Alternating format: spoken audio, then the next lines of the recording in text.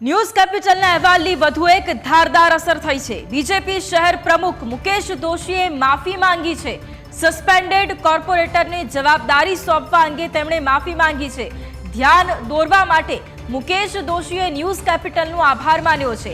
જાણે અજાણીએ ક્ષતિ રહી ગઈ છે તેવું મુકેશ દોશીએ કહ્યું છે। ભૂલચૂક બદલ હું માફી માંગુ છું। બંને કોર્પોરેટરોને જવાબદારી નહીં સોંપવામાં આવે તેવું પણ તેમણે કહ્યું છે। સસ્પેન્ડેડ કોર્પોરેટરોને સદસ્યતા અભિયાનની જવાબદારી જોકે સોંપવામાં આવી હતી।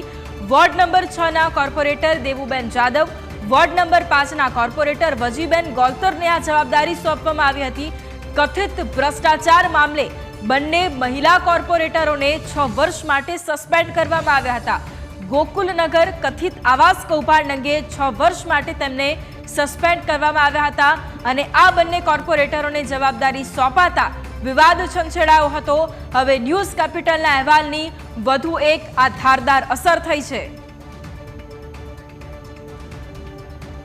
સૌથી પ્રથમ તો જેને પણ આ સમાચાર પ્રસિદ્ધ કર્યા છે એમના માટે એમનો હું ખૂબ ખૂબ આભાર માનું છું કે જેને અમારું ધ્યાન દોર્યું છે।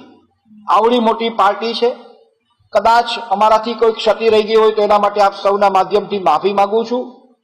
કોઈ પણ પ્રકારની વાત પાર્ટીમાં લેવાની નથી। એમને પાર્ટીમાંથી સસ્પેન્ડ કર્યા છે ત્યારથી આજ સુધીમાં પાર્ટી દ્વારા એમને એક પણ મિટિંગમાં કે એક પણ કાર્યક્રમમાં સૂચના આપવામાં આવતી નથી। હમણાં જ મેં 2 દિવસ પહેલા તમામ કોર્પોરેટરની અગાઉ પણ મિટિંગો લીધેલ છે, તેમાં પણ એમને આમંત્રણ આપવામાં આવતું નથી। આ લિસ્ટની અંદર પણ જાણે અજાણે ક્યાંક ક્ષતિ રહી ગઈ છે, 2 લીટી પણ એની ઉપર મારવામાં આવી છે। આમ છતાં આપના દ્વારા જ્યારે એમને આપના માધ્યમથી જાણ થઈ છે ત્યારે હું આપ સૌની હૃદયથી માફી માંગુ છું।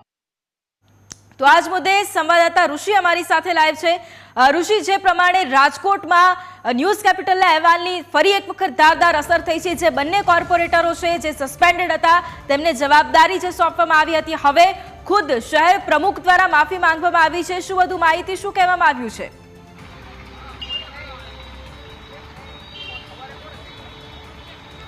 રાજકોટમાં બીજેપીના આ બંને કોર્પોરેટરોને ભ્રષ્ટાચાર બદલ તેને સસ્પેન્ડ કરવામાં આવ્યા હતા। ખાસ કથિત ભ્રષ્ટાચારનો તેના ઉપર આરોપ હતો અને ત્યારબાદ શહેર ભાજપ પ્રમુખે 6 વર્ષ માટે તેને સસ્પેન્ડ કર્યા હતા। ખાસ આ બંને કોર્પોરેટરનું લિસ્ટમાં નામ આવ્યું એટલે કે સદસ્યતા અભિયાનની જ્યારે આજે ભારતીય જનતા પાર્ટી સમગ્ર દેશમાં શરૂઆત કરી રહી છે ત્યારે રાજકોટનું આ લિસ્ટ ન્યૂઝ કેપિટલના હાથે લાગ્યું અને સ્પષ્ટપણે તેને મીડિયામાં ઉજાગર કર્યું અને લોકો સમક્ષ આ વાત રાખી કે ભારતીય જનતા પાર્ટી દ્વારા જે સસ્પેન્ડ થયેલા કોર્પોરેટર છે તેને જ જવાબદારી શા માટે?